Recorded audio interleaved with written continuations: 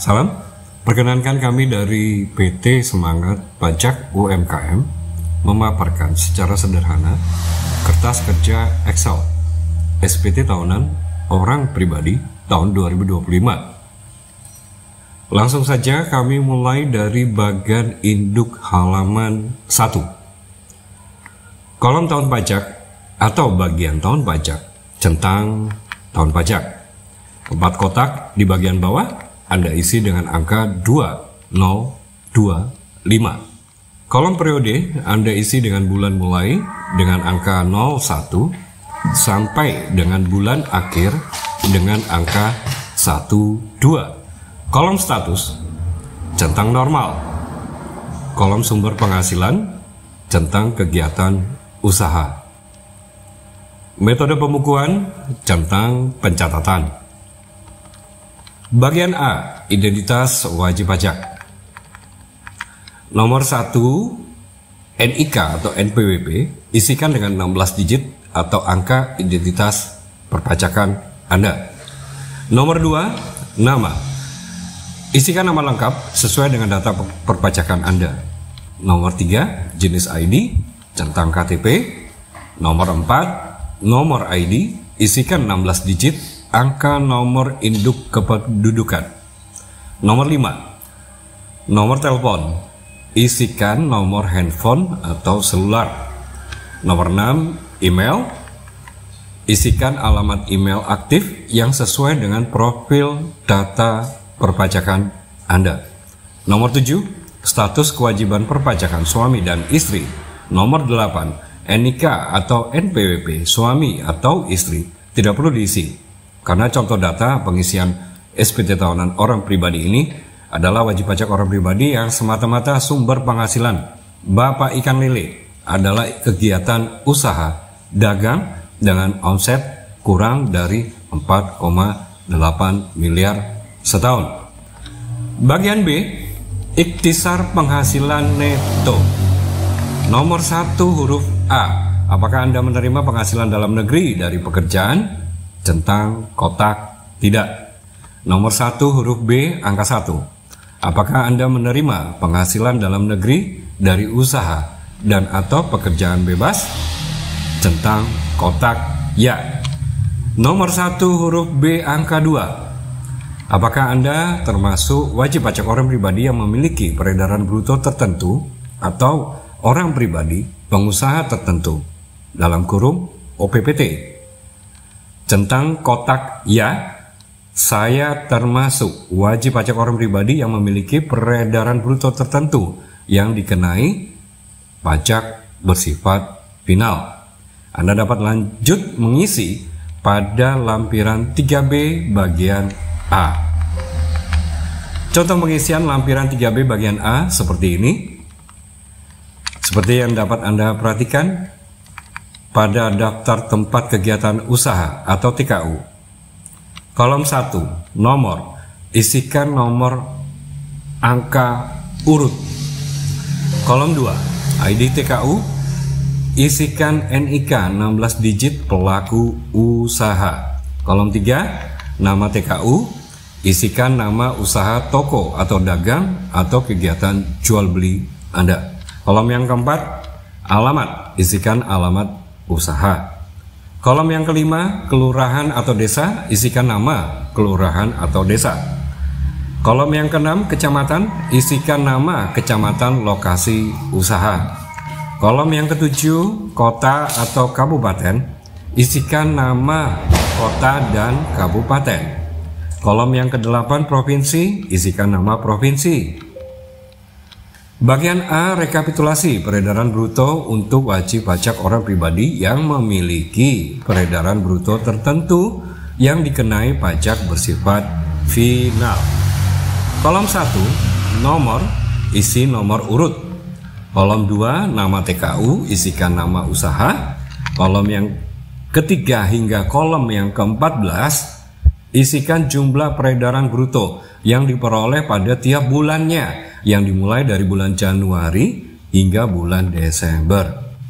Kolom yang ke-15 adalah jumlah, merupakan penjumlahan dari peredaran bruto yang dicatat dari bulan Januari hingga bulan Desember. Baris A, jumlah peredaran bruto adalah baris yang merupakan penjumlahan per bulan dari bulan Januari hingga bulan Desember. Baris B, jumlah peredaran bruto adalah baris yang merupakan penjumlahan per bulan dari bulan Januari hingga bulan Desember. Baris B, akumulasi peredaran bruto adalah baris yang merupakan akumulasi tiap bulan.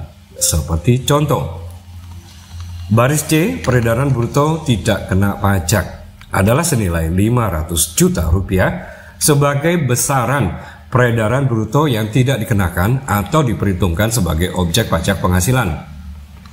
Baris D, peredaran bruto kena pajak adalah baris yang memperhitungkan jumlah peredaran bruto pada bulan tertentu yang mana saat telah melampaui batasan tidak kena pajak 500 juta rupiah.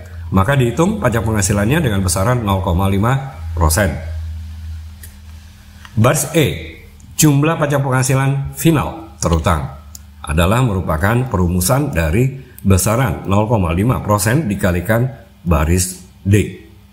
Adalah baris yang memperhitungkan pajak penghasilan dengan besaran 0,5% dikalikan dengan besaran atau jumlah peredaran bruto yang telah melampaui batasan tidak kena pajak untuk bulan tertentu. Selanjutnya pada bulan berikutnya adalah normal langsung dikalikan dengan besaran 0,5%. Baris F, jumlah pajak penghasilan final yang disetor sendiri adalah baris yang berisi nilai pajak penghasilan terutang yang telah disetor sendiri. Baris G, jumlah pajak penghasilan final yang dipotong atau yang dipungut oleh pihak lain dapat diisi nilai yang dipotong atau yang dipungut jika ada dan terjadi.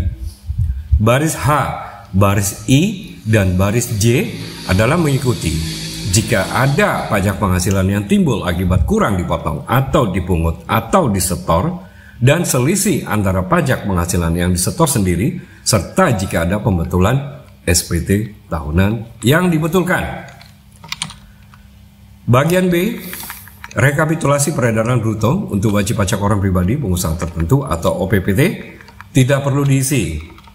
Bagian C, rekapitulasi peredaran bruto untuk pengguna norma penghitungan penghasilan neto dalam kurung NPPN tidak perlu diisi dikarenakan telah memilih jawaban ya pada induk halaman 1 huruf B, angka 1 huruf B nomor 2. Kembali pada induk halaman 1. B, ikhtisar penghasilan neto angka 1 huruf B nomor 3.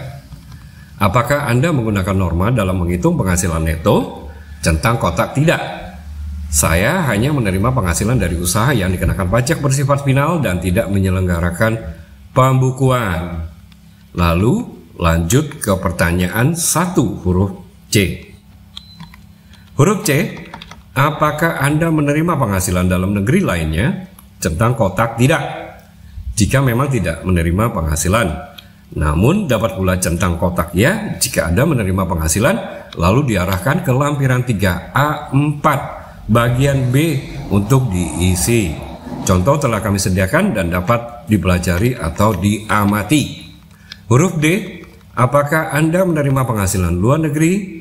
Dapat diisi dengan centangan kotak ya atau kotak tidak sesuai dengan kondisi sebenarnya. Jika memilih kotak ya, maka contoh pengisian pada tabel lampiran 2 bagian C seperti ini yang dapat dilihat dan dicermati. Pada bagian C, penghitungan pajak penghasilan terutang. Dikarenakan data pilihan wajib pajak pada jenis atau sumber penghasilan adalah kegiatan usaha dan memilih kotak ya pada bagian pengisian huruf B. Ikhtisar penghasilan neto nomor 1 huruf B, nomor 2, dan nomor 3. Maka pada bagian C, penghitungan pajak penghasilan terutang tidak dapat diisi. Demikian pada huruf D, kredit pajak sama halnya dengan pada huruf C, tidak dapat diisi atau dirubah. Masuk pada bagian induk halaman 2, huruf E, pajak penghasilan kurang atau lebih bayar. Huruf F, pembetulan. Huruf G, permohonan pengembalian pajak penghasilan lebih bayar. Dan huruf H, angsuran pajak penghasilan pasal 25 tahun pajak berikutnya tidak dapat diisi. Huruf I, pernyataan transaksi lainnya. Nomor 14, huruf A, harta pada akhir tahun pajak, wajib diisi pada lampiran 1 bagian A. Contoh pengisian telah kami otomisasi dan dapat disesuaikan dengan keadaan sebenarnya. Adalah mulai dari lampiran 1 halaman 1 huruf A, harta pada akhir tahun pajak, nomor 1, kas dan setara kas. Nomor 2, piutang. Nomor 3, investasi sekuritas. Nomor 4, harta bergerak. Nomor 5, adanya pada lampiran 1 halaman 2 dengan tabel harta tidak bergerak. Nomor 6, harta lainnya. Nomor 7, ikhtisar harta yang merupakan tabel akumulasi jumlah harta yang dinyatakan dalam harga perolehan dan nilai saat ini. Bagian B lampiran 1, pertanyaan angka 14 huruf B, utang pada akhir tahun pajak. Dapat diisi jika memiliki utang yang masih ada hingga akhir tahun pajak, dan contohnya telah kami sediakan. Bagian C, daftar anggota keluarga yang menjadi tanggungan. Tabel ini juga wajib diisi seperti contoh yang telah kami sediakan. Nomor 14 huruf C, apakah Anda menerima penghasilan yang dikenakan pajak penghasilan bersifat final? Pertanyaan ini wajib diisi pada lampiran 2 bagian A. Contohnya terlampir. Nomor 14 huruf D, apakah Anda menerima penghasilan yang tidak termasuk objek pajak? Contoh terlampir pada lampiran 2 bagian B. Nomor 14E, nomor 14F, nomor 14G, dan nomor 14H. Jika tidak ada terjadi transaksi, maka memilih kotak dengan jawaban tidak. Bagian huruf J, lampiran tambahan pada butir A, B, C, D, dan E, pilih kotak dengan kata tidak. Bagian huruf K, pernyataan, perlu diperhatikan dengan seksama atas uraian pernyataan ini. Dengan menyadari sepenuhnya akan segala akibat, termasuk sanksi-sanksi sesuai dengan ketentuan perundang-undangan yang berlaku, saya menyatakan bahwa apa yang telah saya beritahukan di atas beserta lampiran-lampirannya adalah benar, lengkap, dan jelas. Pelengkap pada bagian K, pernyataan adalah penanda tangan. Pilih kotak wajib pajak. NIK atau NPWP isikan dengan NIK wajib pajak orang pribadi. Nama lengkap isikan dengan nama lengkap dan sesuai dengan data yang ada. Tanggal, bulan, tahun diisi dengan saat dilaporkannya SPT tahunan. Kolom tanda tangan ditandatangani jika pelaporan SPT tahunan dalam bentuk kertas, sedangkan secara elektronik akan menggunakan sertifikat digital atau kode otorisasi. Terima kasih.